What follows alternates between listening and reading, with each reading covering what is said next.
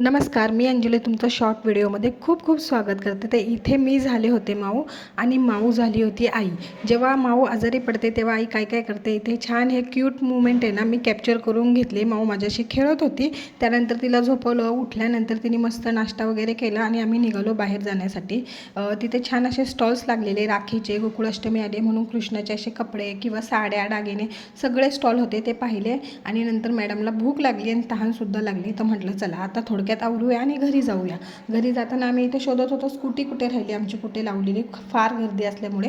नंतर शेवटी भेटली आणि येताना ना ॲब्रोज करण्यासाठी थांबलो होतो पार्लरमध्ये. तर तिथे त्यांच्या दीदीशी आहे ना मग अशी छान लपाछुपी खेळत होती. अजून एक दादा होता पण तो तिला काय भेटतच नव्हता, शोधत होती. घरी आल्यावर शहाण्या बाळासारखा अभ्यास केला. तर माऊचे हे छान छान क्यूट क्यूट मुवमेंट माझ्याबरोबर दिवसभरातले असतात.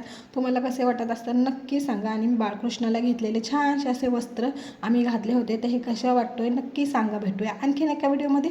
तोपर्यंत बाय बाय.